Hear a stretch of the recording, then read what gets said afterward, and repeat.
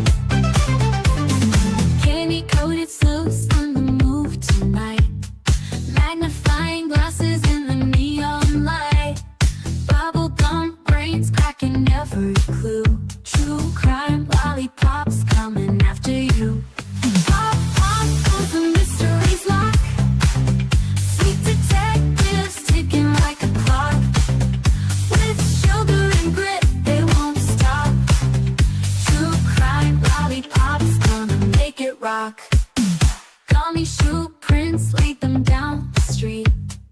Chocolate wrappers hiding secrets sweet. They don't miss a beat, they've got a knack. With licorice ropes pulling answers back. Twist the wrapper to reveal the truth. A sticky web spun by a candy sloop. No sour lies can escape the grip. These lollipops always crack.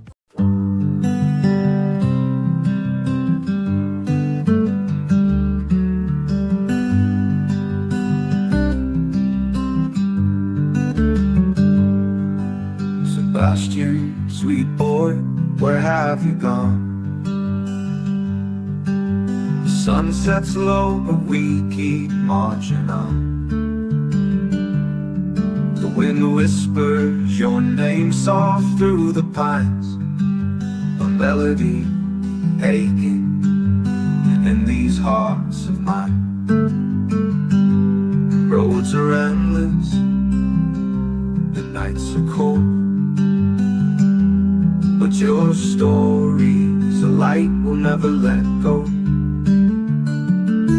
Where are you, sweet boy Sebastian? We're searching the hills, the rivers, the plains. You deserve better, oh you deserve better. And your army is fighting through heartache and pain. Your laughter once rang like bells through the air. Now silence just lingers, it's more than we can bear. We carry your memory, a flag in our hands. Through shadows and valleys, through shifting sands.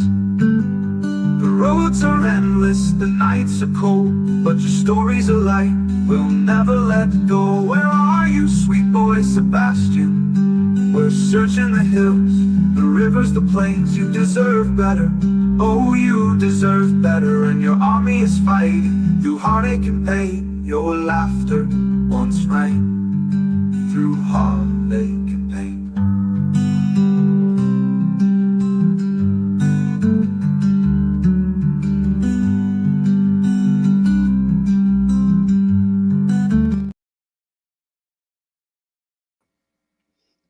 Well, hello, my friends. How are y'all doing today? So good to see everybody. Thank you all for being here. I hope everybody's having a super good day. Hello, Miss Rhonda. Hello, me and you. How you doing? Hi, Kai. Good to see you. Hey, DJ.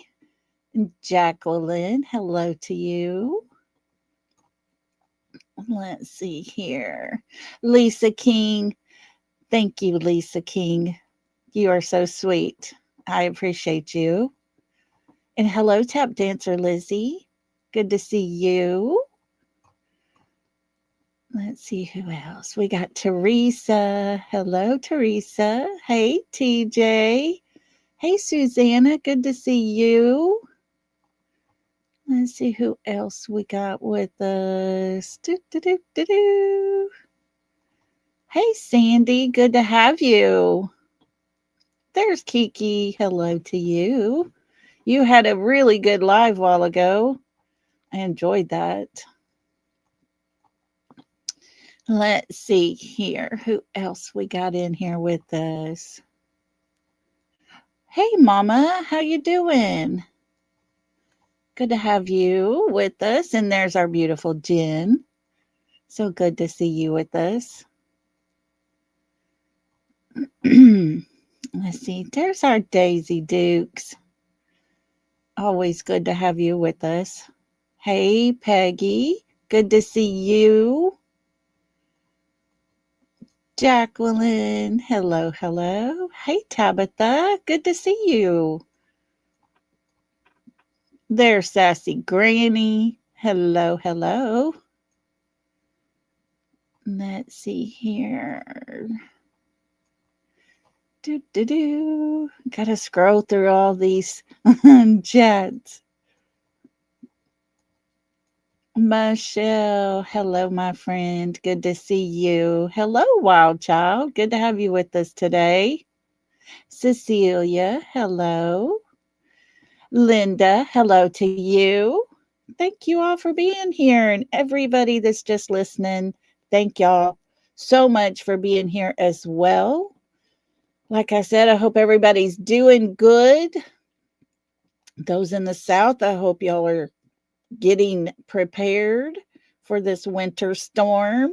Hello, Cooper. Hey, Cool Cougar. Good to see y'all. We here in East Texas, I've been sitting here telling y'all for weeks now, we don't ever get snow. Guys, we got a chance for snow. More ice than anything, but definitely a good chance for snow. Hey, Neuro, good to see you. So yeah, the grandbabies are so excited. So yeah, they're preparing everybody because we live in East Texas.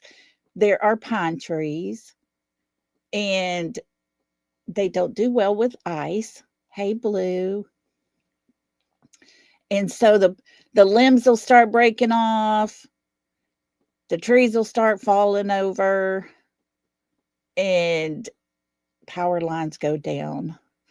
It was back in 2021. We were down and out for about 5 days here in Texas. 3 to 5 days it took for everybody to get power back, and temperatures were down in the low teens, like at 12 degrees, and snow everywhere.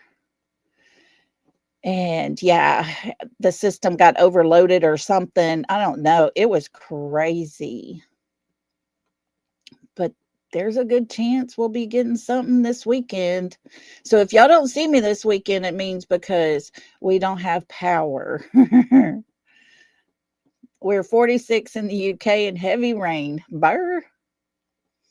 Wait, it was -6 today, -13 with wind chill in North Michigan. Oh, Lord, wild child. I'm so sorry for you. Hey, September Rain. Good to see you, beautiful. Wowza, wowza. We're not used to all these cold temperatures. we're cold at 30s, but yeah. Anyways, so good to see everybody. Thank you all for being here. I have a question before we get too into it. Um,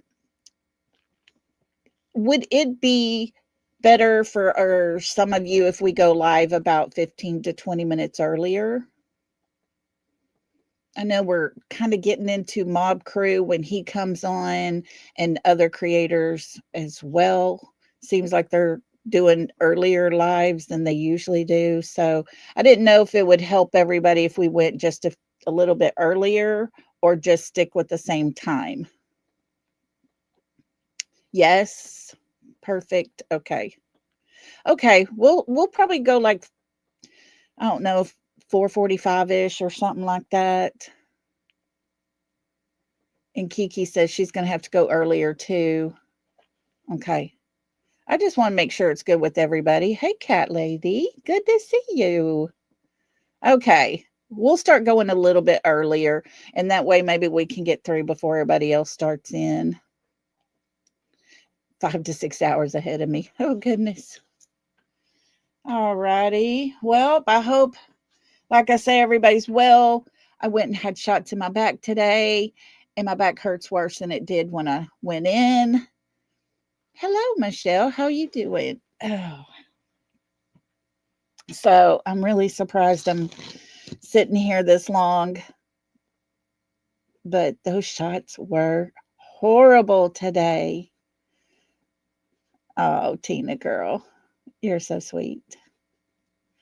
So sweet. Certain creators. Yeah. I tell you what, my list has really narrowed down. I hardly listen to too many anymore. It's just too much. Too much.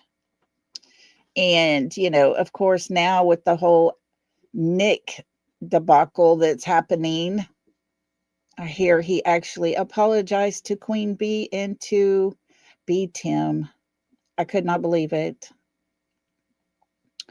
I don't know. That's their choice. I don't have to follow. I don't have to listen. I don't have to partake in any of it. And I choose not to. Yeah. Wild Child said, yes, my list keeps getting smaller. Yeah. I tell you, there was a whole lot I used to listen to, but I can't anymore. Hey, Keely, how you doing today? Love you so big. I know, me and you, I couldn't believe he said those words. I mean, it's just, it is insane. I'm sorry. I'm not okay with the channel that lets a father of a missing child come on his panel and talk ugly. Oh, thank you, September. Thank you. And so, anyways, he don't even talk about Sebastian, but he can sure talk ugly about other people. Just, you stop and you think about this whole entire case with Sebastian, and it just is the craziest thing in the entire world. It is insane and craziness. You know what I'm saying? Right? Teresa says something weird is happening. Yep. I'll stick in my little corner too. I'm telling you, I ain't got time for all that foolishness. It's just not worth the headache. Not worth my blood pressure getting up, If I have to say something about it because it happened to be about me or whatever, I'll have my say and I'm done with it. Done with it, because anybody that actually replies gives them more content. And that's the thing, Tina girl. I agree with you. I'm sure Sebastian didn't like bullies. He actually lived with them. It's too crazy. And today we're going to listen to a live that was done a good while back on Crime, Lines, and Lies. And they actually talked to neighbors of the Proudfoots. And we're going to listen to this and see what all they had to say. It's very interesting. And we're going to go over that. I don't know if all you have heard it or not, but I thought it would be a good thing to go back over and review. And so tomorrow, y'all need to come back because yesterday we talked about the ruckus video. You won't believe what we're going to hear about tomorrow. So we're going to go over some really good stuff tomorrow. So make sure you come back tomorrow and listen because it will tie it all in and your jaw will drop. So definitely be back with us tomorrow so we can do that. But today I want to go over this. Yeah, she's a good one. I like her. And so all credit will go to her here in just a second. But before we get started, let's go through the whole drill here. Myself, along with moderators, subscribers, and anyone in chat express their opinions. On this channel, we present speculation, possibilities, and show things found for everyone to decide for themselves what opinions they have. We're here for helpful purposes only. We're not here for drama, hate, or anything negative. Please respect all opinions. And as always, my content is not to be used in a negative way at any time. So, with that being said, let me get our copyright disclaimer put up here because we are going to educate ourselves on how the neighbors actually felt about what was going on and all those things. Let me get a little tiny music to play in the background here. It's like an act of Congress just to get one video up and going. Oh, and for anyone that does a membership or a super chat or anything like that, I got a new sound effect for us, y'all. So this is what we're going to hear.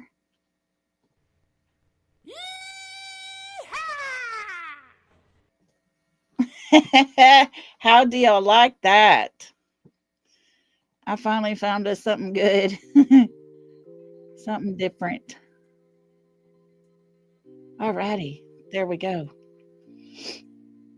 So here. You love that? I was trying to find some sound effects and I was like, oh my gosh, this one made me laugh. So we had to do it, especially because we welcome everybody to the South. Got to go with it, right? So here we go. Oh, hold on. Here we go. Happy to be here with you, Brooks. Yeah. DT Driver said, yay, Chloe's here. He gets sick of hearing my voice all the time. All right. So I did give a sneak peek to the members. We're going to go through it today. Let's go through some of our conversation we had with, well, a couple of the neighbors yesterday. What struck you as the most disturbing? One neighbor we talked to has lived there for 13 years. He said the Proudfeets have been there for 2 years and doesn't seem to have any love loss for no-ass Chris Proudfoot. So what really bothered you about what we were told? Well, the first thing was the way that Sebastian was treated that was seen outside the house, some things that we were told, like being sprayed with the pressure washer till he had a meltdown. I thought that was awful. So the neighbors there talked to them, and just, guys, the thought of Sebastian having a meltdown and being sprayed with the with the pressure washer, that can take your skin off. I have actually gone across my toe with the pressure washer, and it left like a blister, almost a cut. Could you imagine? They use that on sidewalks and homes and things like that to get all that deep down dirt out.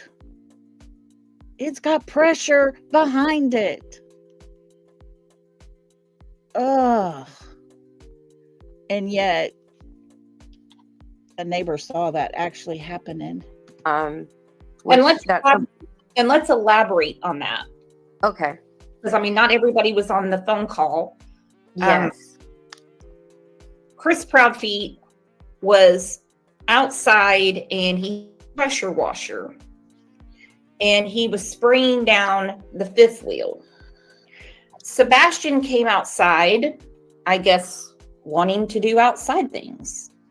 And he started screaming at him, cussing him out, and he hosed him down with the pressure washer.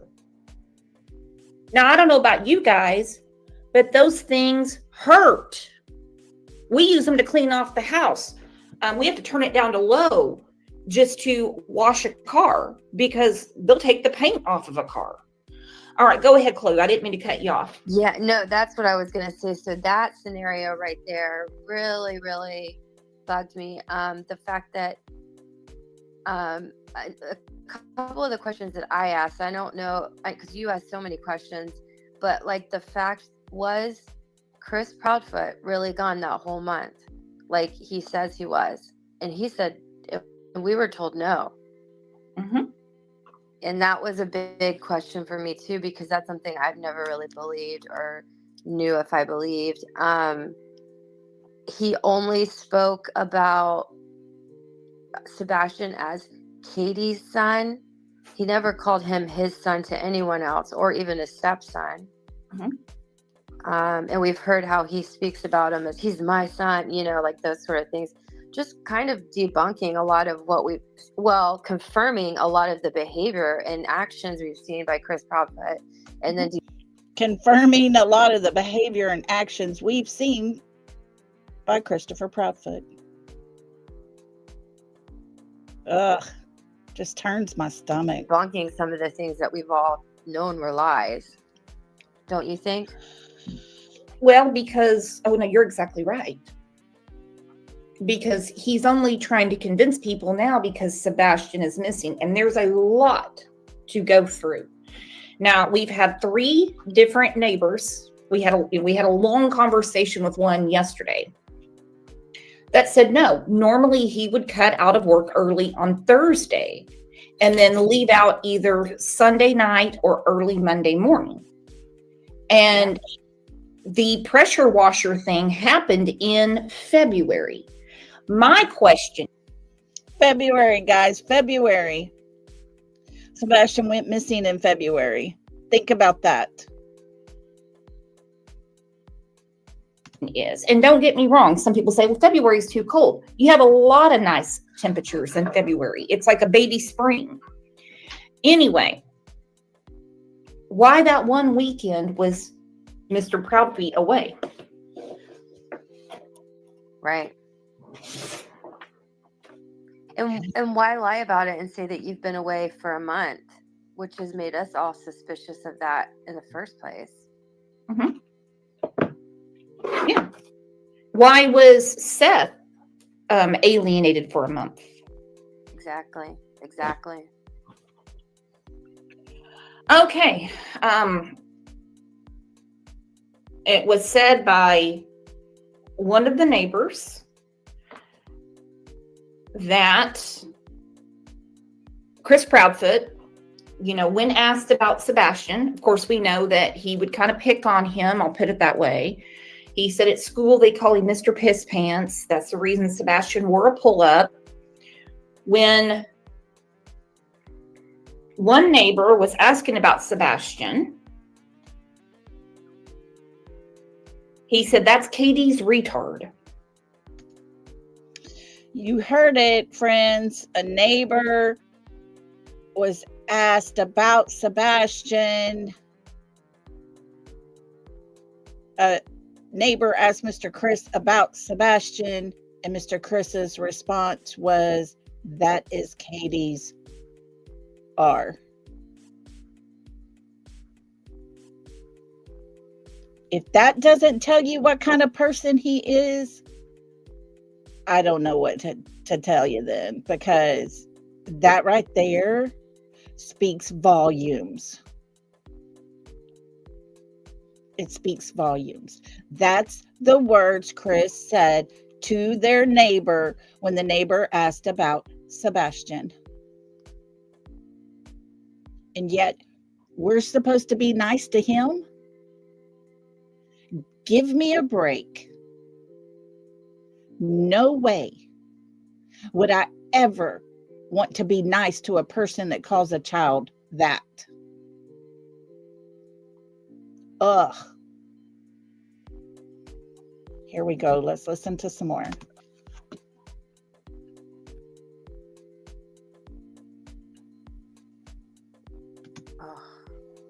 Now, that really, really upset me. Yeah, me too. I mean, how disrespectful and disgusting to speak like that. It breaks my heart. And I don't believe for a minute that the neighbors are making it up. And it's No. 10 times worse than we even thought. Sebastian likes to eat things like sushi, tofu, things like that. And so one time, now mind you, Chris Proudfoot was never invited. Well, he was once, okay? Yes. To a neighborhood picnic. Let's talk about that, Chloe. Yeah, that's what I was going to say. We should definitely explain that. So Chris Proudfoot was disliked by the neighbors so much to the point where when they had neighborhood cookouts and stuff, they did not invite him. He was only invited one time. And he was aggressive and not nice to anybody. So nobody wanted him around. And then, yeah, you tell him what he said about Sebastian. It's horrible. He even said to one of the neighbors when Child Protective Services was, coming around, he said to Katie, where people could hear it, he goes or I go. Well, there you go, folks. Mr. Chris's word, the neighbor heard it. He goes or I go. I guess Katie made the choice because Sebastian's nowhere to be found. Hearing those words from a neighbor, the words that came out of Mr. Chris's mouth, you have to say, Katie, did you make that choice? You were given the ultimatum. It sounds like, did you make the choice, Katie? Where is Sebastian? Mm-hmm. Their last visit, he said, this marriage is not going to work out. Well, go figure. He hasn't had a marriage work out yet. Yeah, right. And they've roughly been there about 2 years. Because one of the neighbors we talked to yesterday said, we've been here for 13 years. He's like, I'm like 45 seconds, from the house. He's like, I walk by there all the time. Yeah. And he was like, I'm hoping that they just sell the house and move. Because he's like, they've been here about 2 years. And his biggest complaint seemed to be about Chris Proudfoot. That seems to be our biggest complaint. I think it was Michelle that just asked a while ago if these neighbors had talked to Ellie. I believe, yes, they all have talked to Ellie and told them what they know. Absolutely. That was the main, everything he had to say, that person was about Chris, and it shed a lot of light onto his behavior. Well, and he had an issue with things that Sebastian preferred to eat. One was sushi and tofu. And it was explained that Chris Proudfoot is very homophobic. And he would tell him, that's what faggots eat. That's Do you hear that word? You hear that word? These are people in the neighborhood who heard Christopher talking. She's not making this stuff up. She talked to neighbors. And those words coming from Chris's mouth makes me want to vomit. Poor Sebastian, man. I could just imagine the hell that he lived through in that house with Chris. Why they were so hell-bent on the Texas Roadhouse. We'll get to that in a minute. Yeah, I can't believe that you would even use that word. That is just a gross word to even use, in my opinion. And then to say that about food, come on. I love sushi. I mean, we all do. A lot of us. And eating healthy is something that was important to Sebastian's diet, in my assumption, due to his health-related issues. So, I don't know.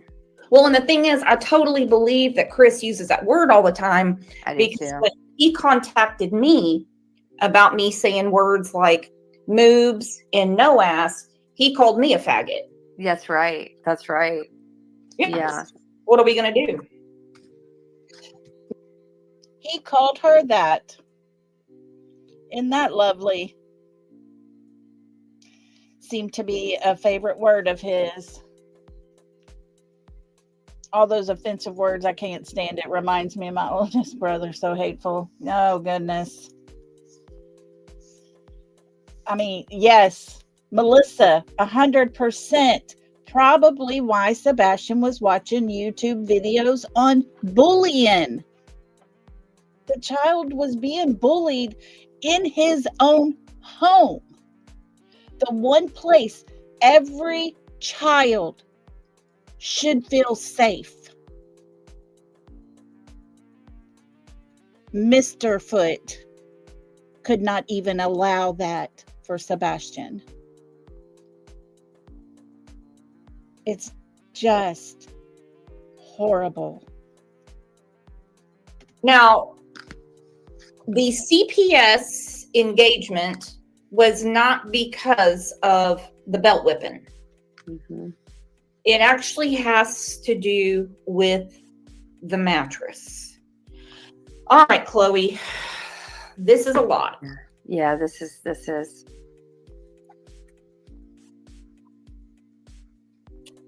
So, Chris took his mattress, Sebastian's, out of his room because he said, I'm sick of smelling piss, and put it in the garage.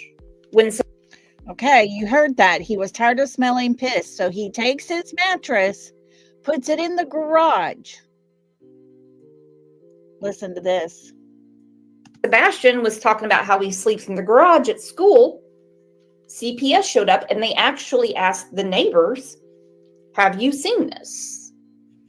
Help me out here, Chloe, because that's a lot for me to digest. Yeah, it is. It's a lot. It's a lot to even take in.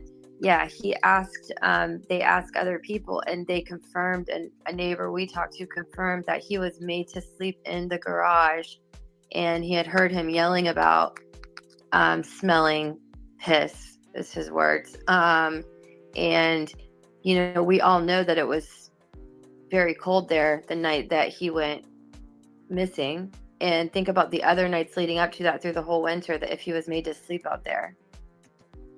Could you imagine putting your child on a mattress in the garage on the cold concrete floor and making them sleep out there?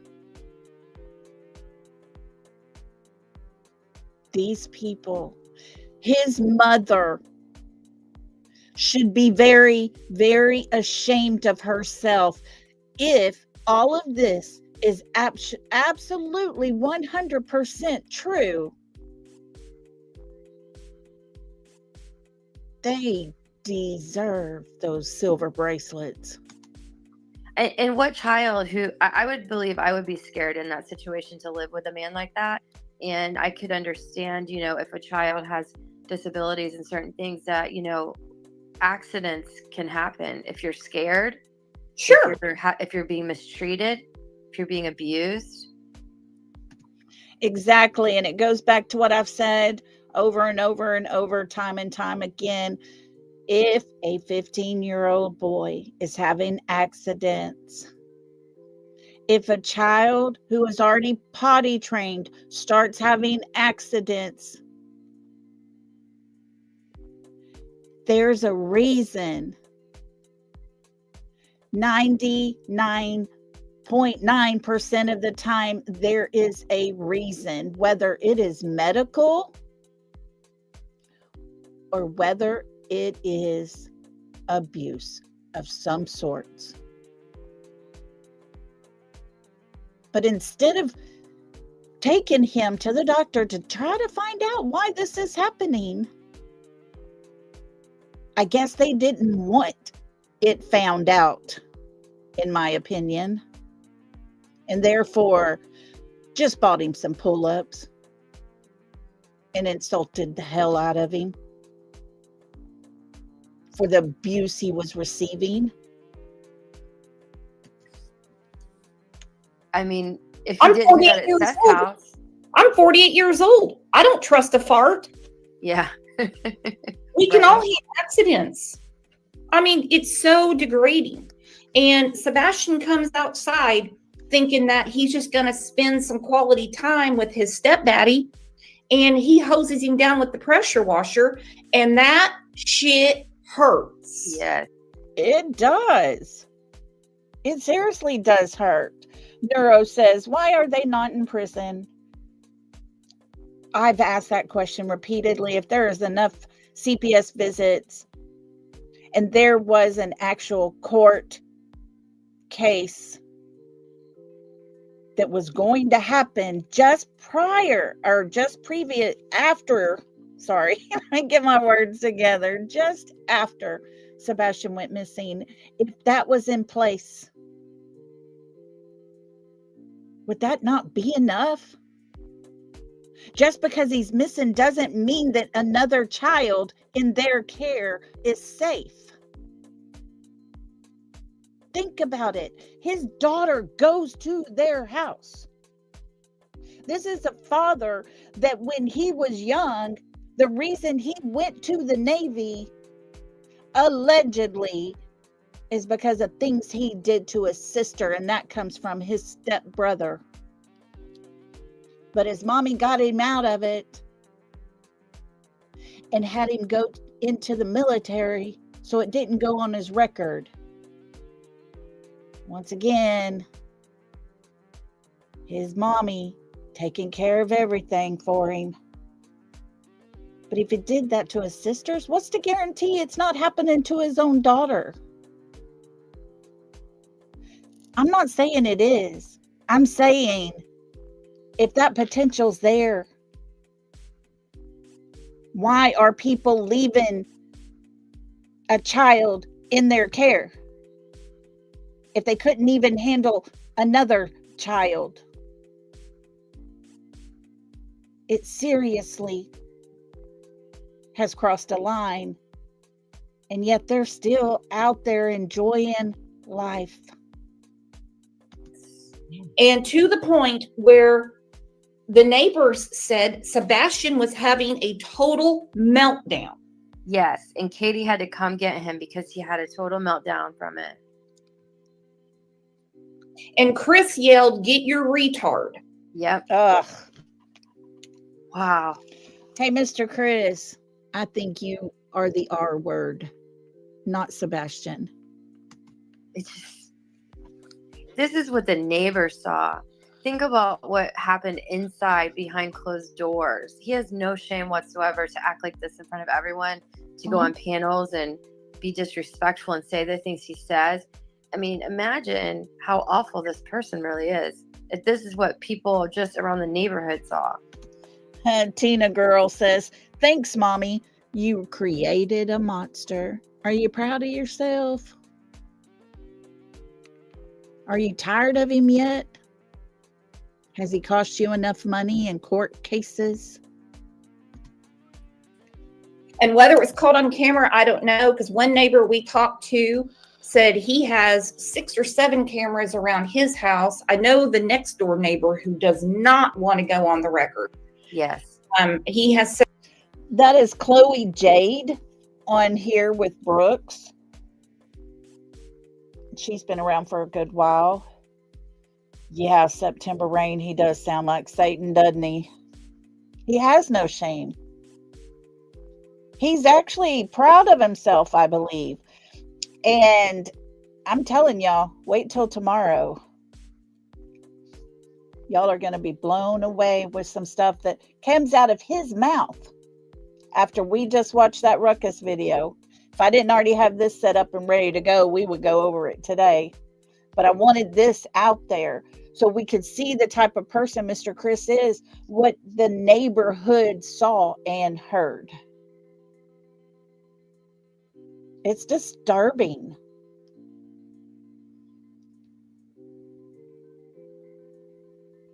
You have to wait 20 minutes, Sandy, for what?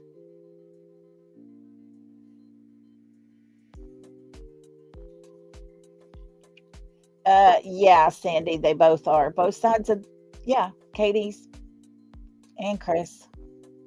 Isn't that lovely? several cameras, and they said they just got cameras 3 weeks ago. They had Right. people over putting up cameras because they said they were being harassed, and they said we saw those people in the neighborhood. Let's just get to the recording. Also, for those of you that are wondering, the price of 12 eggs in China it would be $2.20 US dollars. I'll put it right there because I don't exactly. $220 US is the price for the eggs in China, Mr. Chris, just in case you didn't know. We know their currency. Look at that. Can't say the price of tea in China. It's I know. Let's take a second, and we've got some gifts coming in, you all. Thank you, Southern Grammy Wolf, for the super sticker. Thank you to Jules and Pat and TC. September Rain, I am with you 100%. She says, why don't they arrest him? If it was anyone else, they would be under the jail, in my opinion, allegedly. And you're correct. But when you have Bobby and Carter backing you up to the point that you can use them to threaten and intimidate people, I guess they got your back, huh? DB for gift and memberships.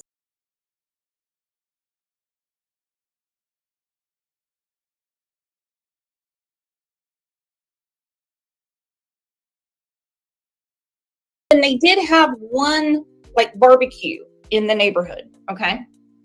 Oh, listen to this. All Listen to this, friends. They have a barbecue, a neighborhood barbecue, right? Get together for all the neighbors. Good time in the neighborhood. Well, for everybody except for Mr.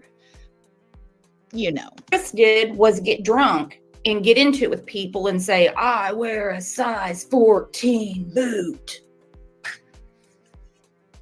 Oh my gosh. Uh-huh. Well, then how come all of your ex-wives say you have a little pecker? Right? Ooh, Lord, she brought it. Wowza, Mr. Chris. I bet that made you pretty angry.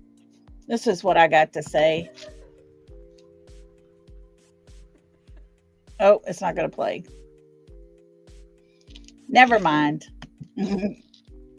Here we go. Size 14. Oh, give us a break.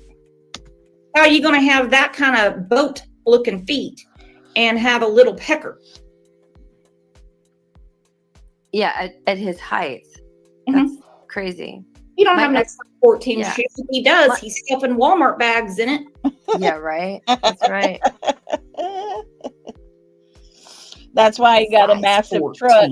boot. All right, Chloe, because yesterday was we had a lot going on. Woo, thanks for hanging in there with me. So let's get to it.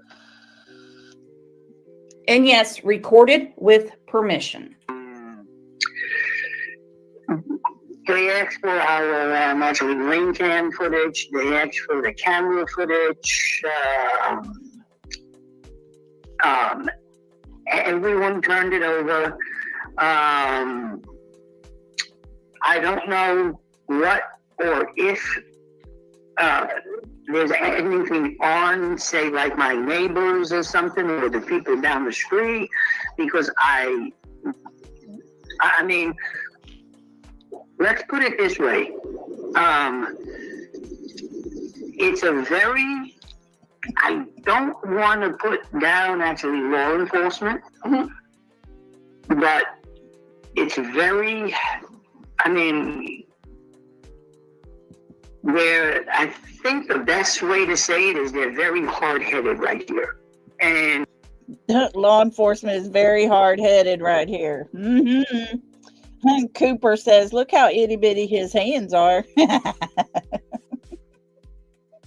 Oh my gosh, he wouldn't be able to walk if he had feet that big. Oh. Yeah, Sandy says he wears an 8 if he's lucky. Sebastian probably had bigger feet than him, huh? I mean, do I think they're just... Okay, look at me interrupting already. What he's explaining, and this is when I said, is it okay if I record all this so I don't forget anything? And he said, yeah, go ahead. He's talking about when law enforcement was going house to house to house to house, and they wanted to know who had any camera footage. Just sitting back and they're doing nothing? Absolutely not. I mean,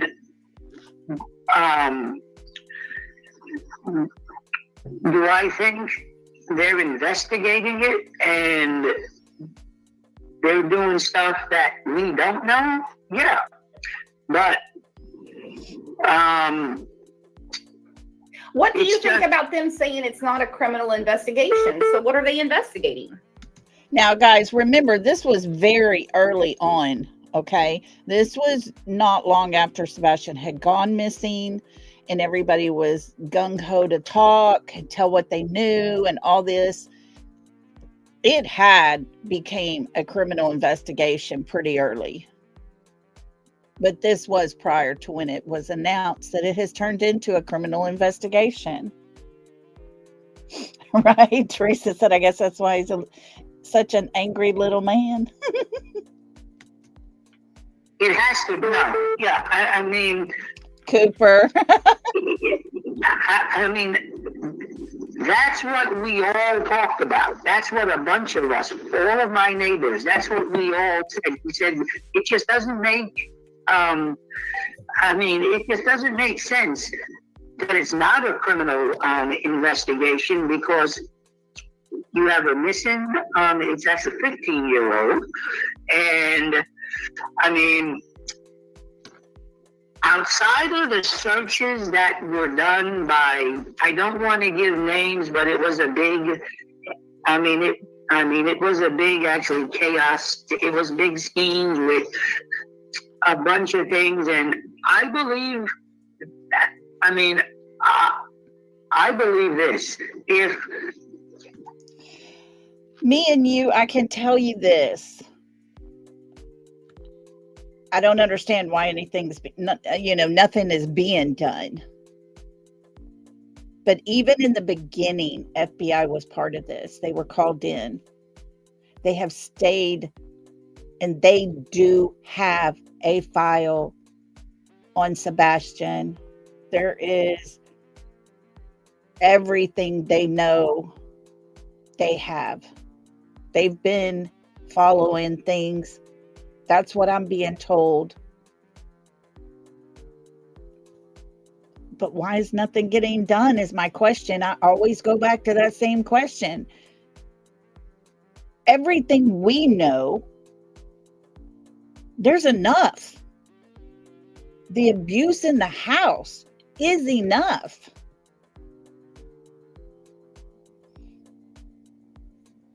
But I don't know. I don't know what it is they're waiting for.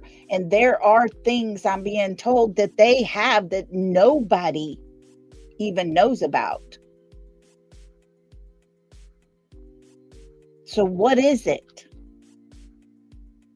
My only guess is, and I have heard rumors of this from other people as well, that they are trying to find him, Sebastian, because they believe once they have them locked up, they're just that kind of people that they're never going to say. And so, Lolly, could it be the north to south, east to west? Very possible, Miss Rhonda. Very anything at this point is possible. I agree, Kiki. They're going to have to move everything out of that county. And if Sumner County would actually just say, hey, we've done what we can. Here you go. Please take it over, FBI. I honestly believe things would happen. But I can't guarantee that because I don't know for sure. You know, I will say this.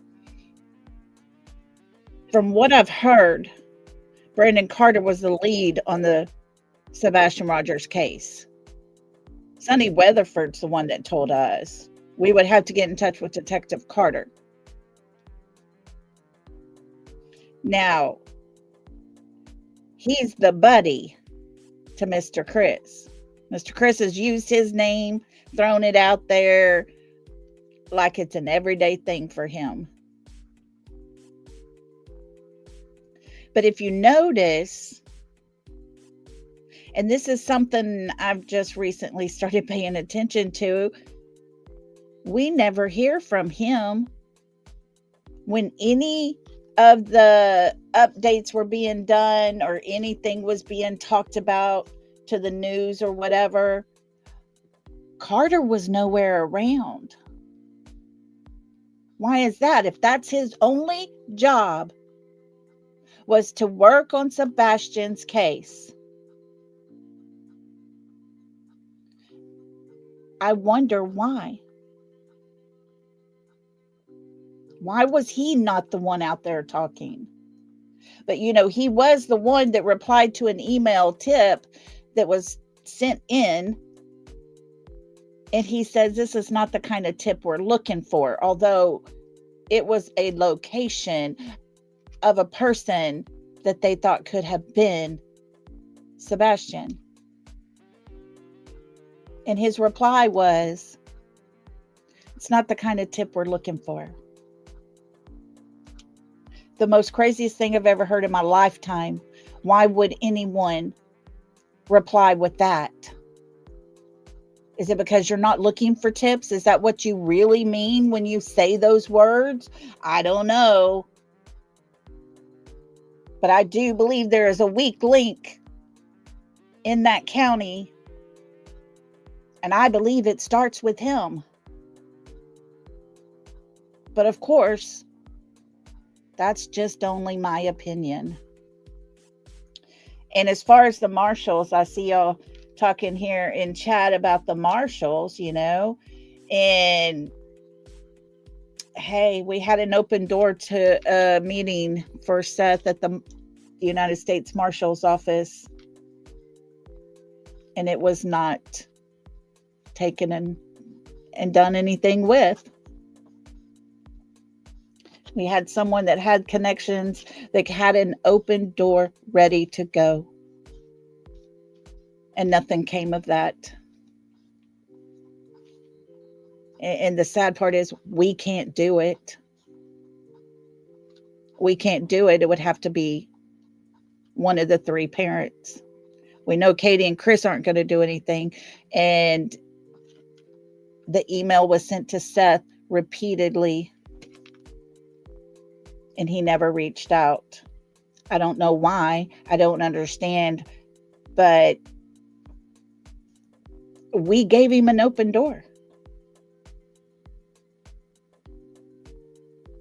They were told the situation. They were interested to hear more, but they had to talk to the parent.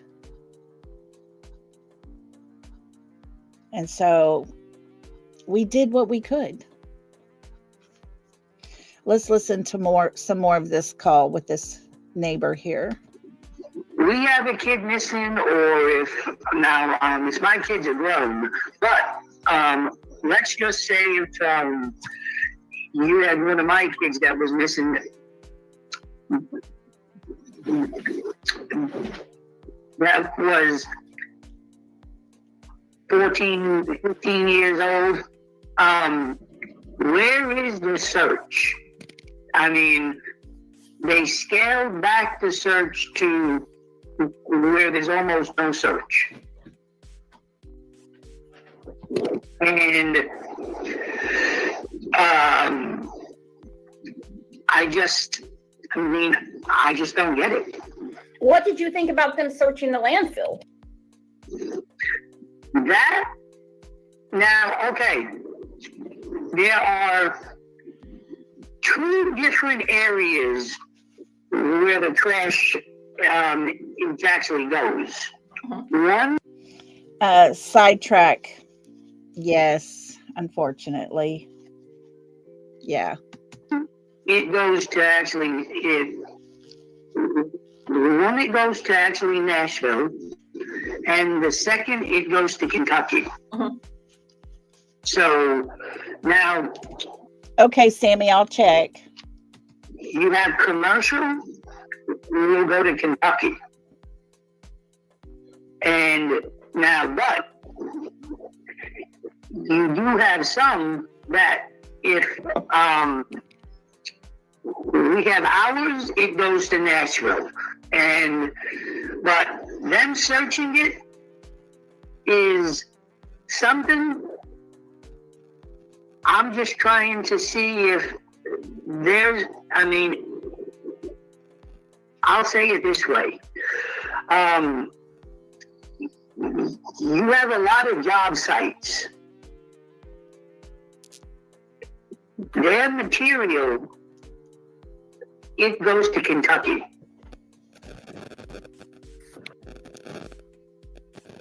Okay, Chloe, let's talk about the importance of this. Okay. So I asked him, I said, what did you think about them searching the landfill? And he explained it.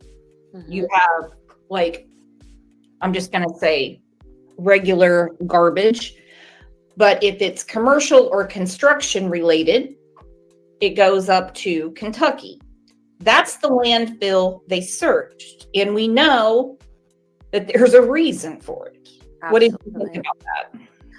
I don't know what there was. I don't know if it had to do with that construction site and them wondering if something, he was put in something there. That was my thought, but I don't know, because they had to have something if they went there to search. Mm-hmm. Nobody in their right mind, law enforcement, regular people, YouTubers, whatever, are going to go to a landfill and search. And he explained it. He was like, it's because it's commercial. And we know there is some construction businesses. Mm-hmm. Right. Exactly. And you don't just search a landfill in a whim. You're not going to do it. Mm-mm. No. Okay, that makes sense. So, when were you aware that Sebastian was missing? And by the way, can you come on the show tomorrow? I can just email you the link. Yeah, sure. Okay, I'm not going to put your name out there. We're just going to have a conversation because this is for Sebastian. Yeah, sure. Okay. We found out at about, now, I'm an early riser. 4:00 in the morning. It's like I told you inside my email. I did 24 years, and I'm a fighter pilot, which I'm retired now, but I get up at 4, and we found out when we seen the whole area started swarmed at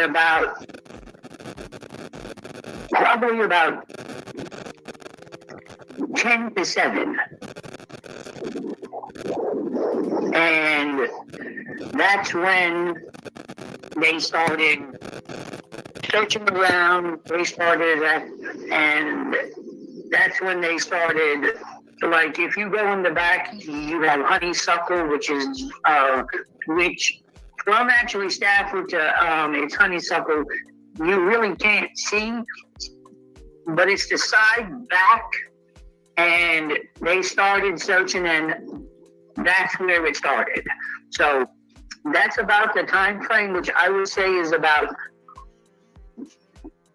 probably 10 to 7 or somewhere right near 7. And Hey, Michelle, GA, how you doing? I see your comments here on my side. And Sammy, I replied, and thank you for that. this is AM. This isn't it's so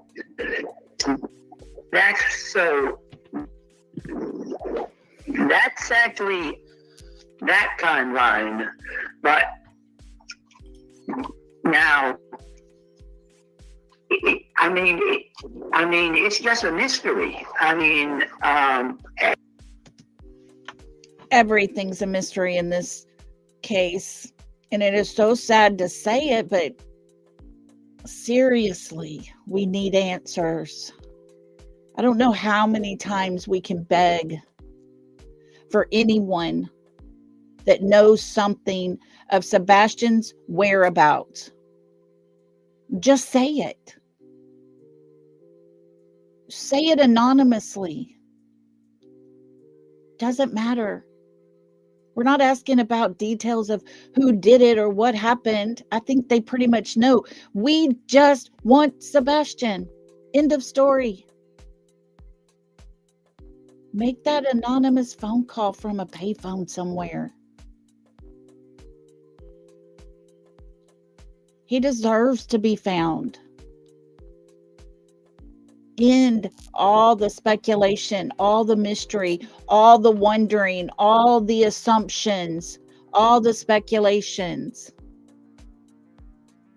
There are people that listen to this. I know they listen. You know what happened to Sebastian. Just call it in. Do the right thing. He deserves it. Okay, and we're going to get to this. Okay. 10 till 7 is when basically hell broke loose. That's the reason I was saying yesterday there's a big difference between 6 a.m. and 6:30 a.m. And I think anyone that sticks their neck out and speaks publicly on the record should be respected. All right? I do too. So he's saying 10 till 7 is when they started noticing the activity. That tells me a lot. Thank you, gifted memberships. I cannot believe you girls today and guys. Nisia, I think something there at that house definitely is being protected. I have to agree with you. Whether it's evidence of some sorts, I think it has been brought back to that home and hidden. So we've heard she went to wake him up at 6:30. We've heard she went to wake him up at 6 a.m. But he's saying at about 10 till 7 is when the activity started in the neighborhood. Right. Law enforcement went door to door to door to door, wanting camera footage. Yeah, right away.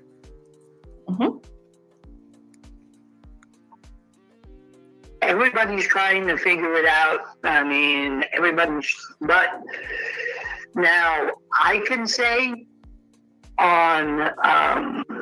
from just being a neighbor, which your friendly neighbor, he's not the type of person that I associate with. And I say that because You mean Chris Proudfoot? Yes. He's very loud. What? Hold up. Seriously? Mr. Chris is very loud? Yeah, I think I believe that one. And it has to be right. And he has to be right, or He's got to be right. This is too much. Man, that guy really does know Mr. Chris. you have the whole conversation is basically done with. And he does, which I don't drink, but he does drink. Now, did I witness any? No, I know. But my friend's daughter, she works in actually Texas Roadhouse. Listen very close, my friends. She doesn't know that. Now, she wasn't working the night that they went in, but she had seen them in there the 2 weeks before that, and something that. Now, remind y'all, this is about Valentine's, when he took Katie and Sebastian to Texas Roadhouse. Listen to what happened. Sebastian wanted, or I don't know exactly if it was something that they didn't serve, or I'm not 100%, but he got from, now this is just hearsay part, is that he got very angry and they ended up leaving. It has been said that something didn't go right. He got really pissed, made a scene, and they got up and left. That's what's been said. Very loud. Had to be his way or no way. And this was 2 weeks. Now, who got angry? Sebastian got angry. Katie got angry. The staff got angry. Who got angry? No, it was Chris who got angry. Oh, I thought he was. Mary Ann said, who are we listening to? This is Crime Line and Lies. Brooks is doing this live. She did it early on in Sebastian's case. And she had a conversation with the neighbor that lives by the Proudfoots. So all credit goes to Crime Line and Lies. If you haven't subbed up to her channel, she is great. I love to listen to her. Was at home the whole month of February. Oh, this is interesting. Okay. No. He said, no. So, a woman that works at the Texas Roadhouse, for whatever reason, Dum Dum, I guess, didn't like his tater tots or something, and he got real angry because I said, now who are we talking about? The wait staff? We're talking about Sebastian, Katie? No, it was Chris that got all pissed off in the restaurant. And then, of course, we go into his regular schedule. Question is, why wasn't he home that weekend? That Everything we do, everything we talk about, everything that matters goes back to that weekend. That weekend, Mr. Chris was there in town. The poker game happened. He was there. Katie and Sebastian showed up. Mr. Chris didn't seem to be real excited to see them. Makes you wonder if he might have had somebody else with him. Just an opinion. But he was there. Why wasn't he home? Right. And why lie about the fact that he hadn't been home that whole month, too? I mean, that still doesn't make sense. And then that weekend, he's just not there. I mean, there's no way this wasn't pre-planned. I don't know, in my opinion. I can't see chat, and people might disagree with me, but I just really believe that this was, like, coming to a head. I think we're all on the same page here. And if anybody has any questions about law enforcement and what they know, the neighbors have been heavily spoken to. There you go. She just confirmed it. The neighbors have been spoken to. Like the man said earlier, it was first thing. They started going around collecting camera footage. They were on it. Therefore, when they say there's no evidence Sebastian ever left his home, that's because they've seen with their own eyes the footage that captured the front of that home. The neighbor directly across the street has said the keypad never even lit up. It lit up every time that door handle was turned from the inside. That night, it never lit up. Katie didn't think about that when she took all the light bulbs down on Saturday. But hey, that was on footage too.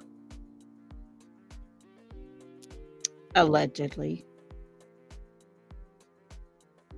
But there is no digital evidence showing Sebastian leaving that home, walking away, running through the houses, nothing.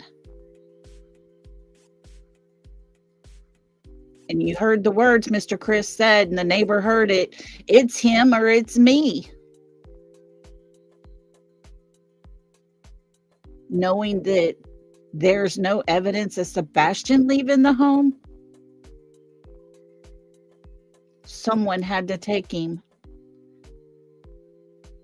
Therefore, it is my opinion that his mother made her choice. So 2 weeks before, they're at the Texas Roadhouse, and Chris has one of his good old shit fits. Listen to it again. And something that Sebastian wanted, or I don't know exactly if it was something that they didn't serve, or I'm not 100%, but he got from, now this is just hearsay part, is that he got very angry and they ended up leaving. And it was 2 weeks.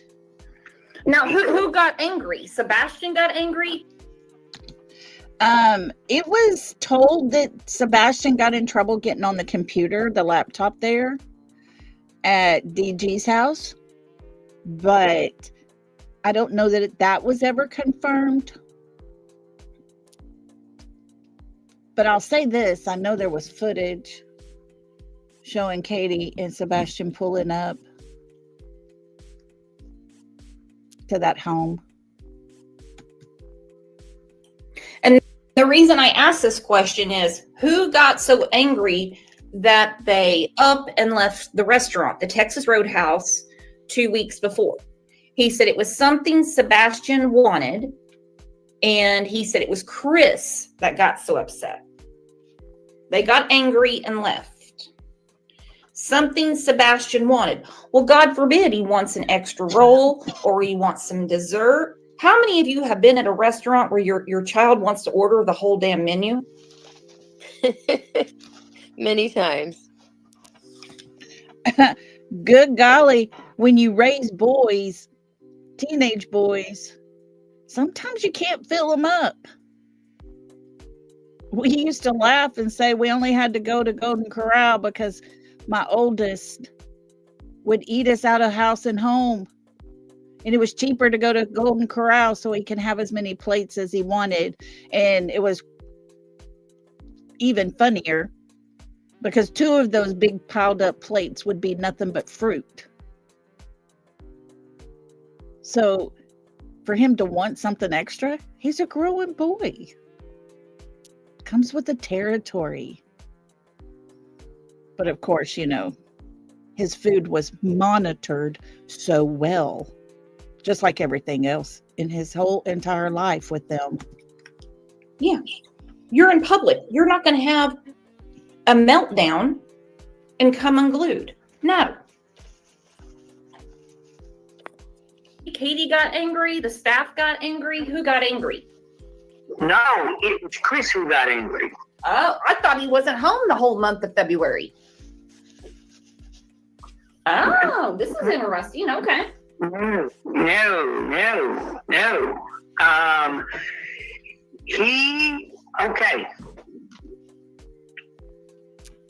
He would leave. Now, you know he has a fifth wheel, okay?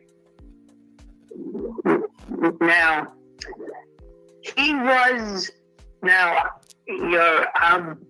I'm going to have to look at the date from 2 weeks from the day before, because that's when they were in there. Now, he would come home sometimes on the weekends, and that's when they would get like a bunch of stuff done. And then he would take off again, and he would go back, and then he would be gone. But that's what happened. Now, it's just, I mean, I'm trying to put a timeline. Like, I mean, you basically had me and my wife, we've been scratching our heads saying, well, is there something that, but it's just things that you just can't, I mean, it's just things that we don't know. Now, I will tell you this. Now, I mean, I know from experience, and because I have family members, you have my brother-in-law, actually, he's a lawyer, but I can tell you this. They have been getting, I can't say every day because I don't watch every day, but I have to pass to actually go into town that way, but for the last 45 days, I would say every other day they've been, it's actually not detectives. I think they're getting regular visits by, it has to be actually their attorney. So In the very beginning, they were getting visits by their attorney. Of course, if you stop and think about it and go back to the day Sebastian was missing and everybody showed up at the house, the house that had the open door where anybody could come in and leave and just come and go as they like. It wasn't treated as a crime scene in any way. It wasn't, asked that everybody leave so they can search it or anything like that. They all just congregated in there, and the district attorney was actually there that day. I even heard the mayor stop by. Isn't that something? Now, 2 years later, I wonder if they're proud of themselves for being there. When a kid is still missing and all these things are coming out about those people. I wonder if they're a little worried. I wonder if they gave advice while they were there. When you have the mayor, the district attorney sitting in your home while everybody's looking for your child that went missing, that turns out no evidence he ever left, and you're saying he ran away, well, that doesn't play out well, does it?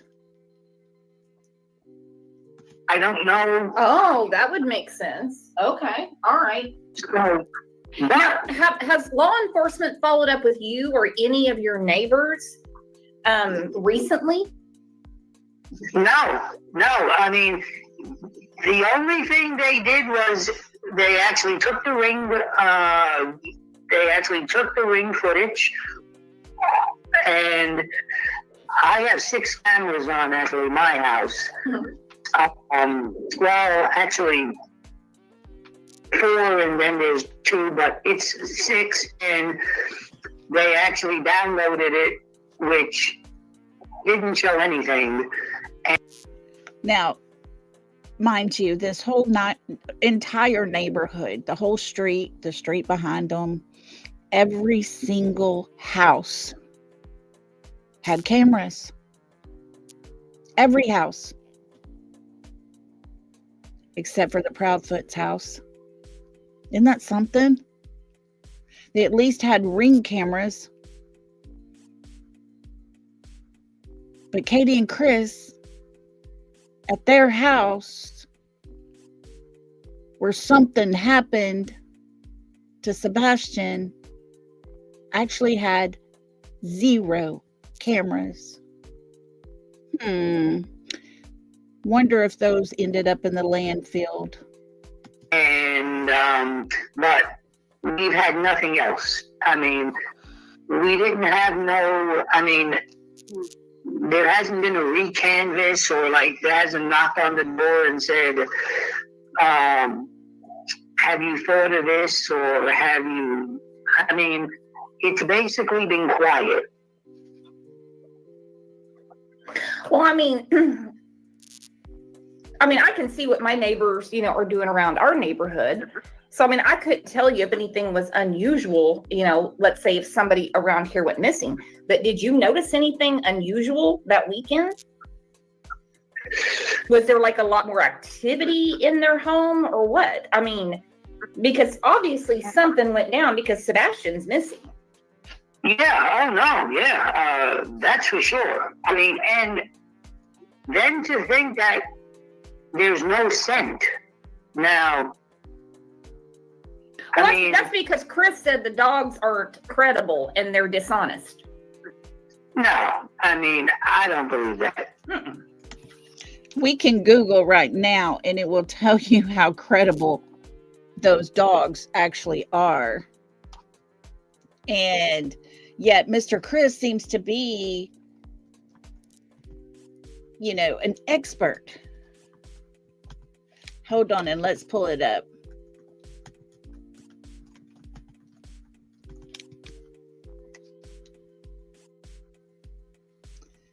Here we go. Let's share this. How accurate are scent dogs?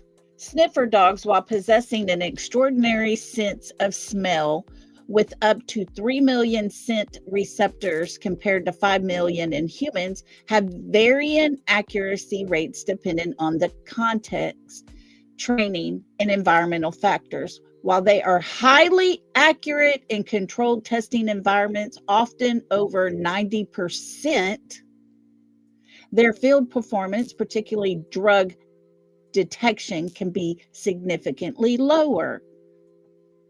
False alert rates as high as 60 to 80% in real world scenarios.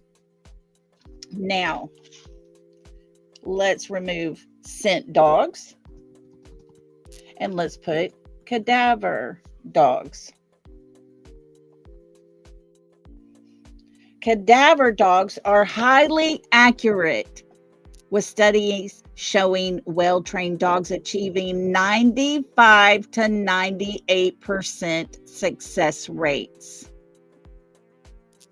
They can detect up to 15-foot underground, up to 30 m, whatever that is, or whatever, underwater.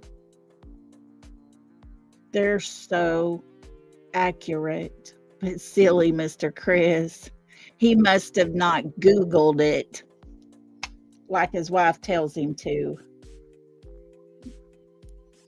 All right, let's get back to this one. I don't believe that. I mean, you have a canine is going to pick up a scent, and it's just kind of well established. But now that weekend, and this is what the whole thing is with a whole bunch of neighbors. We never really okay. Now if we watch each other's houses, like if we're watching, and like if we see something strange, but there isn't one that have said that they saw something strange. Okay. And this is important because they didn't really see anything strange, except that Chris Proudfeet wasn't home that weekend. Because before, he would cut out of work early, come home sometime on Thursday, and then leave Sunday evening or early Monday morning. But the weekend, Sebastian goes missing. And we already know that he said either he goes or I go. Yeah. He told Katie Proudfeet that this marriage isn't going to work out. Something about Sebastian rubs Chrissy Poo the wrong way. In my opinion, Chrissy Poo was more worried about himself and all the CPS charges filed against him, because that would have affected his custody case that he had been fighting 7 years to gain custody, full custody of his daughter that was happy and living a good life where she was. 7 years. The man was ordered anger management classes more than any of us ever could imagine. But he didn't really think he needed it. If he did ever take his anger management class, I have a feeling he failed because he seems to fly off the handle so very easily. Which is kind of funny because he's the same man that tells Smiley, oh, I want those hard questions. But yet I've invited him to come on my panel and answer some hard questions. And he won't even take that link that is personally delivered to him.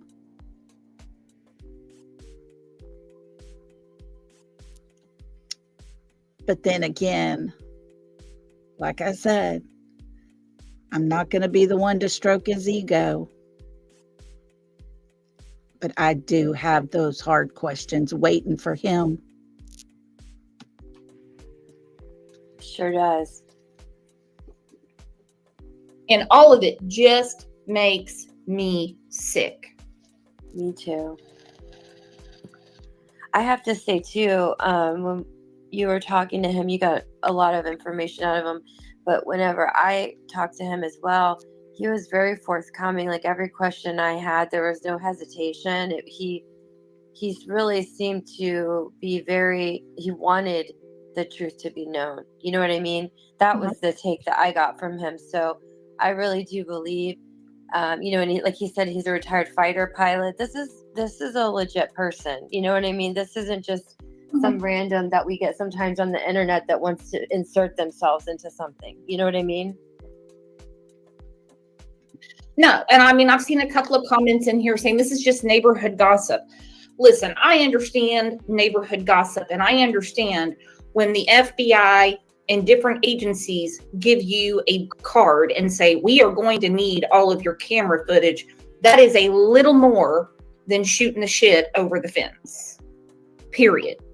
Yes. And, a couple of the attitudes. Kylie, they're talking about the man that's talking here, the neighbor in the neighborhood that's talking on the phone to them is an ex-fighter pilot. No, not old Chrissy Poo. That I'm seeing in here, that is the reason people do not speak out and they don't do what they should do. Right, that's true. And we should be thankful. I feel like I feel like you got a lot of information yesterday that we've had a lot of questions about. Good night, Daniel. It was a very good interview that you did with him. And, and like I said, he was willing to answer my questions as well. Like very forthcoming. I don't have any, I'm respectful of him. Oh, absolutely. And the thing is, it's no secret. He's not a fan of Chris Proudfoot. I don't think that he's going to go out on a limb and just make stuff up about him. I just don't. No. I don't think so at all. That's not what I got from that at all. I think he really wants people to know how Sebastian was being treated and what was going on because he saw stuff that was wrong. Well, thank goodness he did speak out because we got to see and hear, not see, but actually hear a part of Sebastian's life that no one had told us about. Chris wasn't going to talk about, hey, I sprayed him with the pressure washer. He's not going to say, I told my wife it's him or it's me. This marriage ain't going to work. Pick one of us. He's not going to say those things because him and his wife have to present a united front. They're in too deep now to go against each other. They're not going to spill. You got to think of the training in the military that they've had. Katie more so than Chris because she was way higher up than Chris. Surprised he even liked that.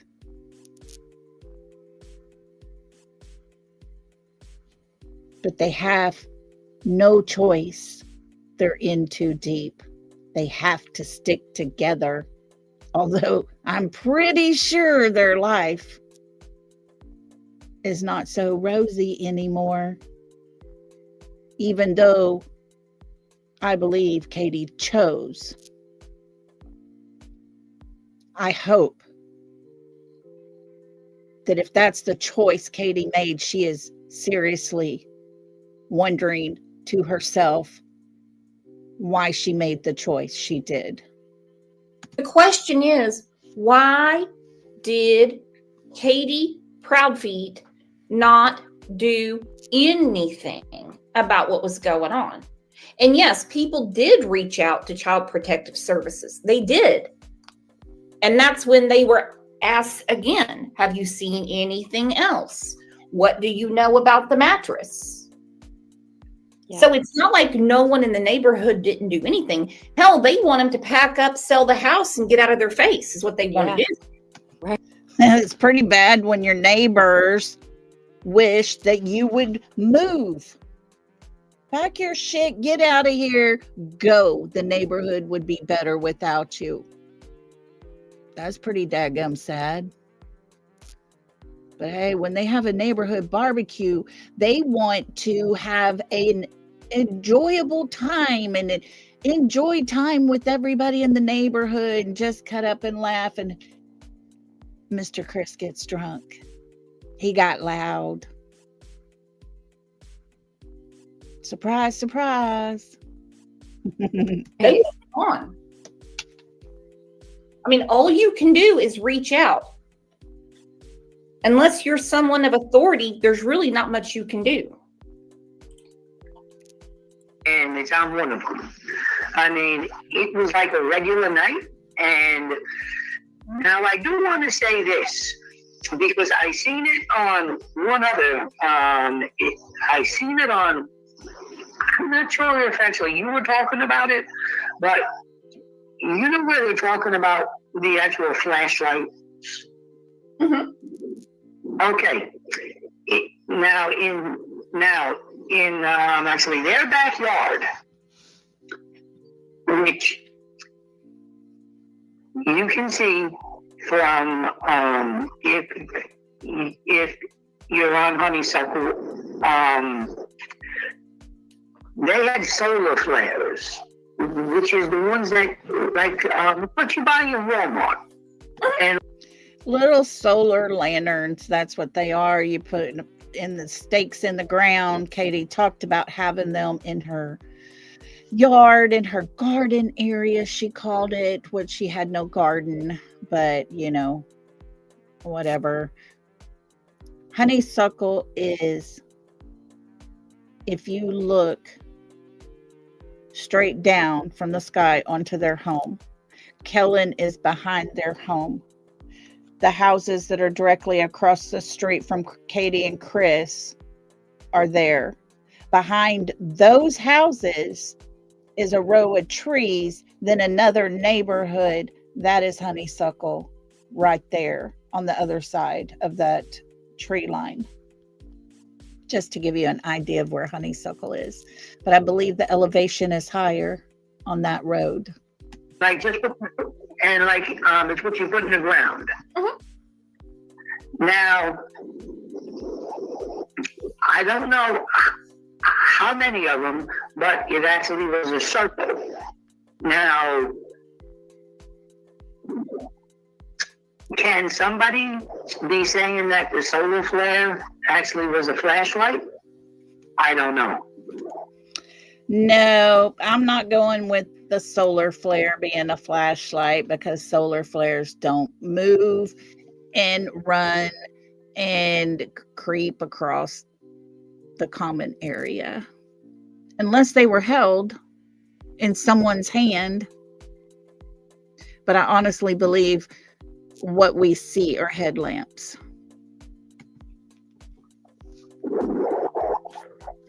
Now that's interesting. And also you said you have cameras around your house. Why did they not have any cameras? She used to work for Brinks, if she doesn't still work for them. No. They just put actually cameras in 3 weeks ago. They just put, there were 3 Brinks trucks I actually know it's actually one of the guys because because it's one of the same guys who actually worked on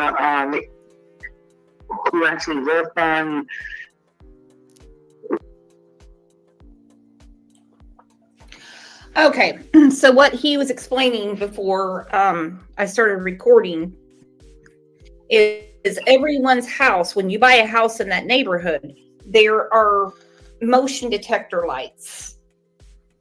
Like when you walk into someone's driveway, backyard, whatever, and it's dark, they'll come on. He calls them solar flares. They're solar lights. And, you know, I'm really sorry that some people, and I knew this was going to happen, are going to scream and yell saying, why didn't this person do more? Why didn't this person do more? You can only make so many phone calls. Could you imagine if you're outside washing your car and you spray your kid with the water hose or the pressure washer and they're like, oh, I was just having fun.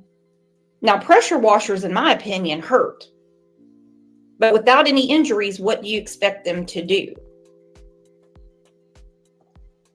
And he also explains the HOA and how Chris had issues with it. Go figure. Mr. Chris had issues with the HOA. Mr. Chris seems to have issues with everything. I don't know that any of the neighbors could have done any more than what they did. I know the calls were made because of the mattress. Therefore, they did reach out when they saw what was happening there. But most of everything was inside that home, behind closed doors, like it normally is when abuse occurs. You're not going to abuse a child outright in front of neighbors. And you heard that all the houses have motion lights. So when you pull in the driveway, the lights come on. The corners of the house usually have those. If you go look, Katie and Chris's house have them back up now. But had that motion light been there, it would have came on when the trash was taken down to the curb, and you would have been able to tell who it was. Isn't that convenient that they came down the night before? Actually makes it sound a little pre-planned, in my opinion. And 3 weeks before Sebastian went missing, the Brinks people were there installing those cameras. The cameras that were not there 3 weeks later when he goes missing.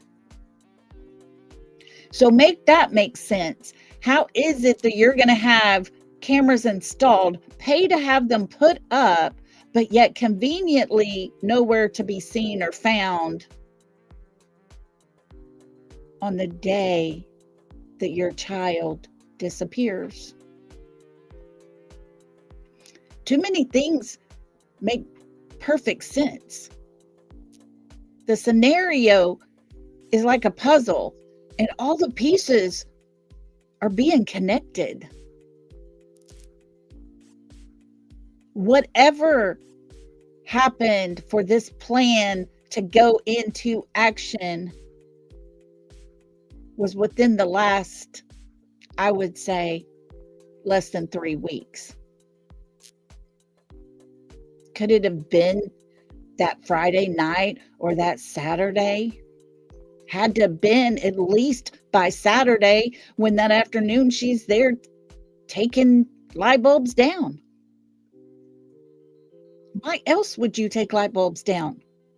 Light bulbs that were working perfectly. You don't take down a light bulb till you're ready to put another one up, but nothing went back up until after Sebastian was already gone. And the security cameras, what the heck? Like I said, I've always wondered, is, you know, the landfill their new home? It's a lot of money to put in the trash. Just wondering. It's disturbing. Chris has issues with rules and following rules, in my opinion. So that's not shocking at all about the HOA. No. And I couldn't imagine spraying a human being with a pressure washer. No. I agree, Diana. I agree. That's awful. And, you know, we have heard many times, you know, people saying that Sebastian has sensory issues. Mm-hmm. Then why spray him with a pressure washer? Exactly. Because he knew it was going to make him have a meltdown, and that's what he wanted. Mm-hmm. And he said, Katie comes out and brings him in. And for those of you that didn't hear the beginning of the show, the whole pressure washer is to clean off the RV, the fifth wheel. I wonder if they pressure washed that fifth wheel, if maybe that's what took so long for him to get it back home. Because, you know, he left the next day to go get his fifth wheel, which, if I'm not mistaken, he had already paid for a whole year for that to sit there because he was going to be working. But it was imperative that he go the next day to get that fifth wheel. But it took 17 hours before he came back home. Friends, I've packed up a fifth wheel. Got everything in place. Got everything shut down. Everything emptied. All the things. We're talking an hour and a half, 2 hours max. He could have came home that night. What was it he was doing? I'm just wondering. And as far as him not being there, I still question whether he was actually there that night. Because you see, Mr. Chris got really angry with Elevated Truth when he spoke out one time about Mr. Chris's truck. You know, don't talk about his truck. Like, don't talk about my mommy. But his truck, he said, pinged, which basically the Wi-Fi tried to hook up. And Mr. Chris gets on panel to explain when he came home that day about 1:30, his truck Wi-Fi tried to hook up, and they caught it because they were, you know, checking all of the vehicles that came through. Well, Sebastian had already been missing. They didn't need to know who was there that day. My goodness, it would have took them weeks to match all those pings up with all those vehicles and everything coming and going like they did. He was already gone. They didn't need any of those pings that day. They needed pings prior to that morning. So that 1:30 ping, I wonder if that could have been a 1:30 a.m. ping and his truck was somewhere close by. Just asking. Because the 1:30 p.m. makes no sense whatsoever. He liked being mean. He liked being mean. Yes, That's the reason they won't invite him to any neighborhood picnic or anything. One of my outside cameras. Now, I just recognized him and I just waved and he waved, but we never had a talk. But from what I understand, they just put 3 cameras in. Okay. And what the word is it was for their safety. Nobody's bothering them. And I said the same. Tina girl, yeah, he said he had not seen Sebastian since the early of the first part of February until the 26th when he came home. Conveniently, Sebastian was already gone when he came home. So does he mean 1:30 a.m.? You know what I'm saying? That would match up. He possibly could have seen Sebastian at 1:30 a.m. if his truck pinged in the early morning hours. Makes you wonder, doesn't it? Thing when they made a big thing about certain people that were searching, and I seen the guy drive up and down the road. Okay. It actually didn't bother me any.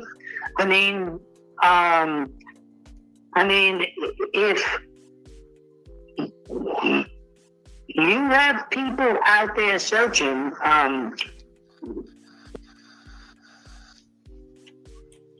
I think when he's talking about the guy going up and down the road, I think he's about JLR when he went to the neighborhood. And we'll talk about that because I'm just like, look, nobody should have been, I'm like, nobody's bothering them. Right. No one. And I mean, I know a lot of people are fixated on the pressure washer. Hell, I thought I was so smart one day because I was using our pressure washer to clean off the windows in the front. And here my feet are kind of nasty, dirty, as you saw on my Facebook page the other day. And I was like, well, I'll just spray them off. Damn, I thought I was going to break a toe. I agree with her. I had a laceration basically across my toes because I thought I would do the same thing. Oh, my toes are dirty. And I went to spray them off. I like to die. Oh, it hurt so bad. But yeah, like she said, please, nobody reach out to any of these neighbors. They have been harassed enough. Law enforcement has talked to them. They have taken what they needed from them. And, you know, I just want to make it clear that we're not encouraging anybody to go talk to the neighbors. But the street is a public place. You can drive by all you want to. Just saying. Why are you going to stop them?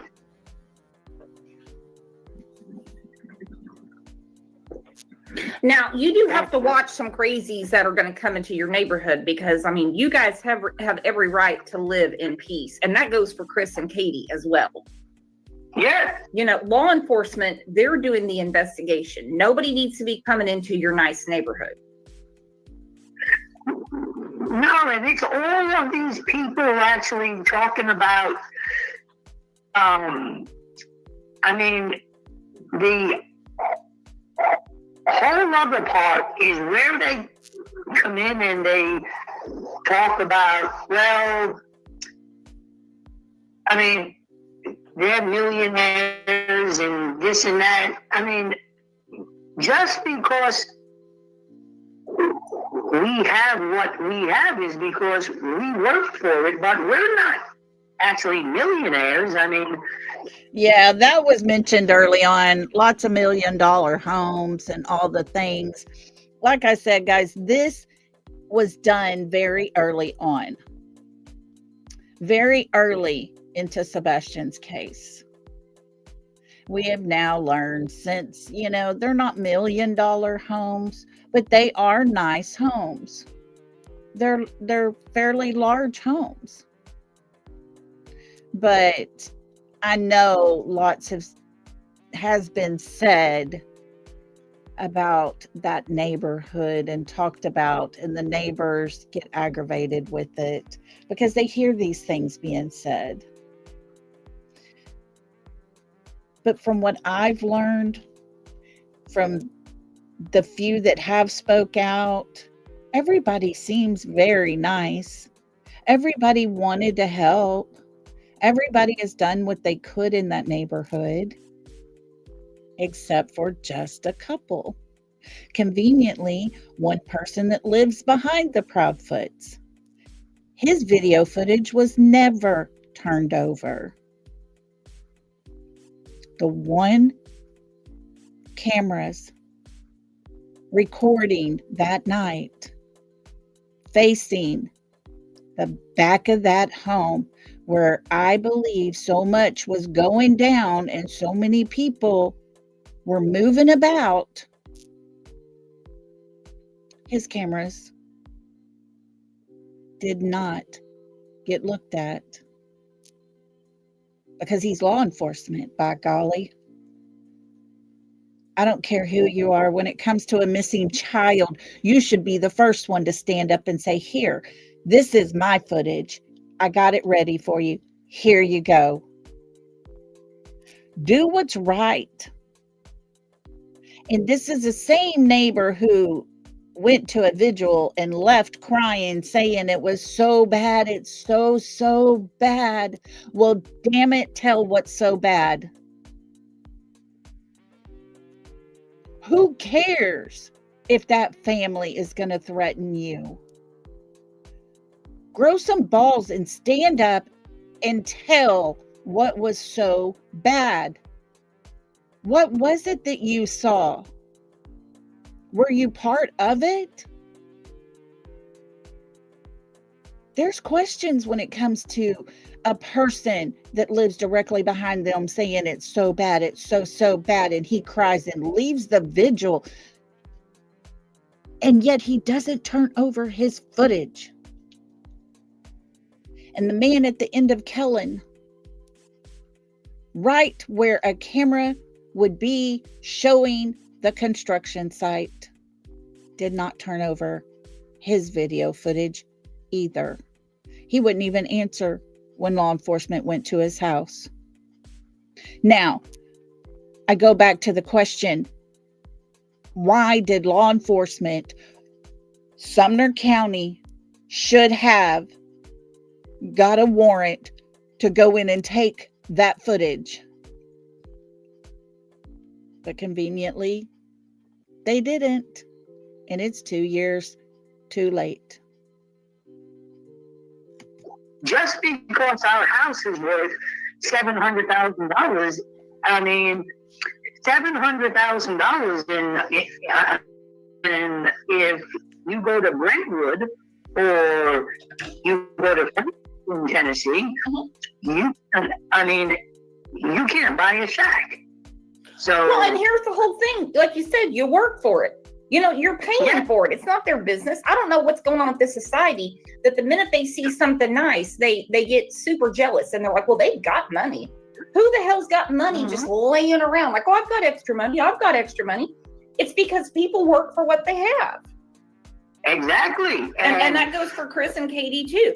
The one thing about Chris and Katie I don't get, I just do not understand, is the different stories.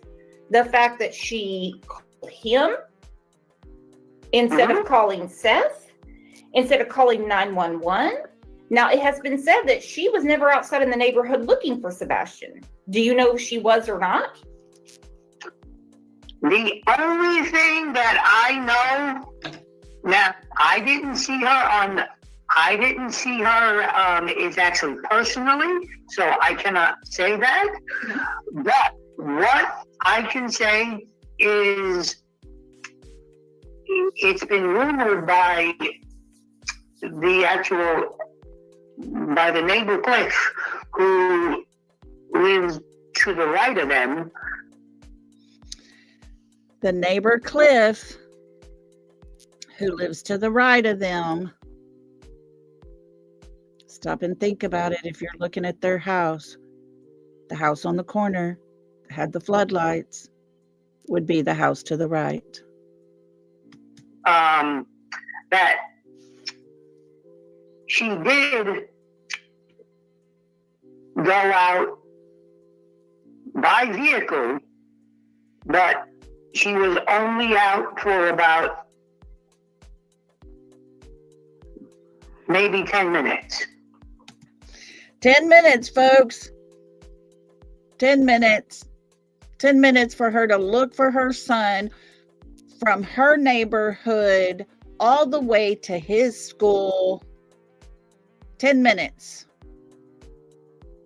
Now tell me that's a mother who's in fear for her child's life trying to find her child. Nope. Sorry. That's a mother who's going through motions to make sure it looks as if she's actually looking for her child, but we have video footage to prove her windows were up. She wasn't yelling for him. She wasn't trying. I guarantee you, if her little puppy dog got out and ran away, she'd be out there yelling and screaming that dog's name, driving her car, going very slow, looking between the houses, calling its name, going to the next little in-between houses part, calling its name, looking to see if it's going to come running, and then go to the next one. And it would take a hell of a lot longer than 10 minutes. Sebastian deserves better. And Okay. So we basically have Candace Wells 2.0. She got into her vehicle and drove around for 10 minutes. Wow. Can you imagine you're missing your child and you just look for 10 minutes? It's crazy. Yeah, 10 minutes, and then you call fat fuck, size 14, in Memphis. I mean, come on. I'm sorry, I can't help it. That was epic. I loved it. I loved it. Guys, I think we're going to stop it here and go ahead and talk a little bit so we can get y'all out of here. Definitely, if you want to finish listening to that call, there wasn't much more after that, just a little bit more, but definitely check out Crime, Lines, and Lies. Go to that video. Her link to her channel is in the description of this video. I encourage you to follow her, but yeah, that one made me laugh. Sorry. Oh gosh. You know, thank you, Cecilia, for dropping her link. Sebastian deserves so much better.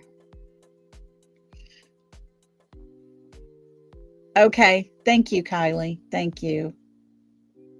Yeah, she's no mother. 10 minutes. Yeah. She made her choice. She made her choice, and she had to go through the motions just to make sure everybody saw her on camera. But wouldn't you think she would have been smart enough to roll her window down and actually call her child's name? No, she made her choice and she shut down on those feelings when it came to her son. I honestly, in my opinion, believe that 100%. To get on a panel and sit there while her husband is talking nothing but pure shit. spewing from his mouth, being vulgar and disgusting. She made her choice. And she is shut down on her feelings for her child. They can sit here and tell us all day long, you don't see what we do. We're out looking for him. No, you're not. No, you're not. People live there. They see you. Hey, Laura. People watch. They pay attention to these two. They're living their life, having fun, moving right along, doing whatever they got to do, whatever they want to do. She made her choice. Mr. Chris gave her that ultimatum. Yeah, they're at a reptile convention. I wonder if she thought about Sebastian and how much he loved his snakes. I wonder if that made her sad. You know, it's things like that if you don't have your child with you, that can bring you back down to your knees almost. I'm telling you right now, if the song Freebird ever comes on the radio, my heart skips several beats. It was my son's favorite song, and he could play it exactly like Lynyrd Skynyrd.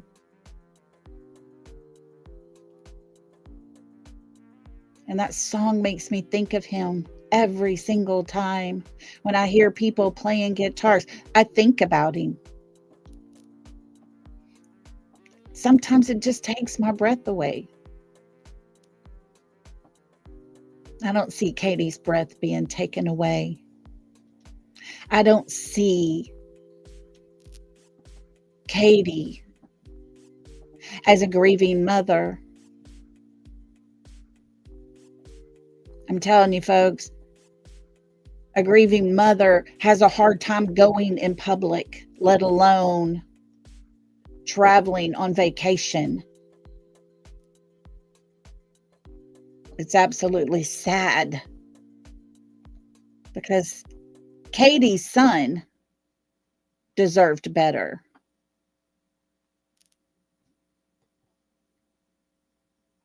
Sebastian was well worth the fight. And when he got in his mother's car that night at Texas Roadhouse, Katie drove away. She made her choice. When she took him wherever she took him, however she got him into that house or whatever happened, Katie knows. She was the last one with him in the car when he was seen in public. And she was the last person in her home locked in. No, I don't feel sorry for Katie. If that makes me a bad person, so be it, but that's how I feel. And I have the right to have that opinion. I'm not going to sit here and sugarcoat it and make it out like it's all roses, because it's not. What happened to Sebastian? Where is that young man? How is it that we can find him when they have worked so hard to keep him hidden? A lot of people think and believe that maybe he may come home when he's 18 because Katie and Chris has put that little notion out there. It's possible. Well, anything is possible.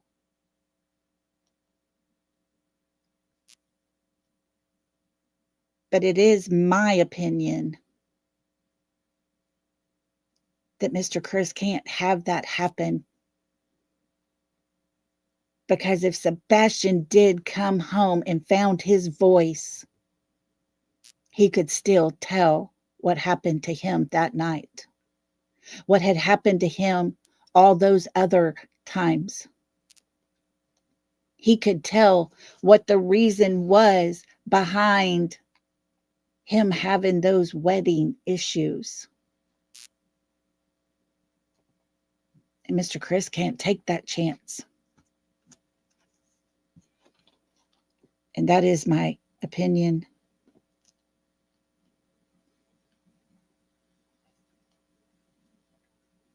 I honestly don't know what could have happened to Sebastian. I can take some guesses, I can assume, and I can speculate. But none of us know. And therefore, here we are almost 2 years later, trying everything we can to go back and re-listen to anything and everything we can find to see what little things actually get said.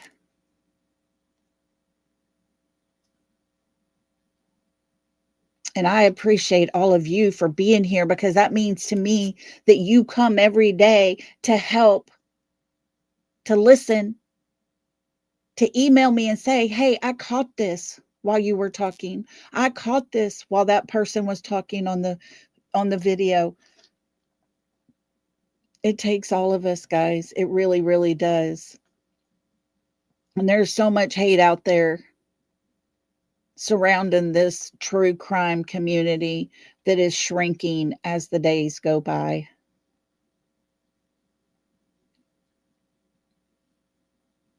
But together we'll keep pushing, and we're only doing it for Sebastian. It's all about him. It's not about what shoe size Mr. Chris wears. I don't care what he wants the world to think of him, because he really don't want to know what I think of him. I don't want to sit here and speculate about his family, because I don't have the best opinions of them. And I'm not going to pretend I do. His wife, the mother of Sebastian,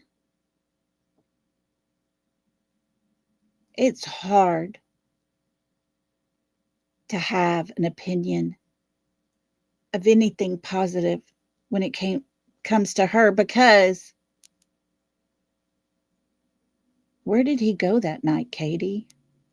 I have to go back to that. I continue to go back to it every time. I honestly believe, and so many experts have said it as well,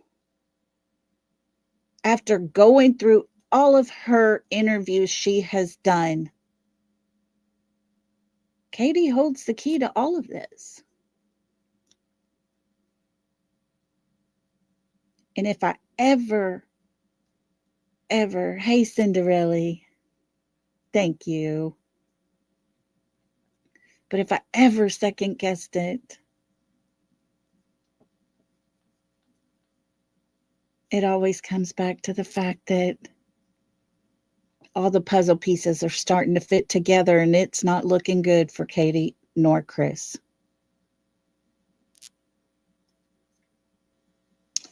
But we keep marching on, guys. We'll keep doing all that we can do. And like I said, we have to listen to all the words that are being said, all the little things that, even though they were said way back in the beginning, it's important to remind us today. And there's some things we might learn that we kind of overlooked before. And with that being said, I want to remind everybody, make sure to come back tomorrow, because after watching that Ruckus video, you're not going to believe what Mr. Chris said.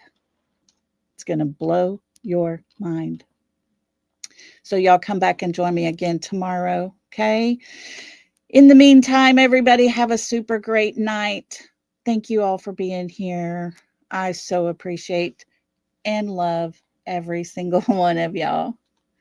And until tomorrow, everybody, love and hugs. Good night.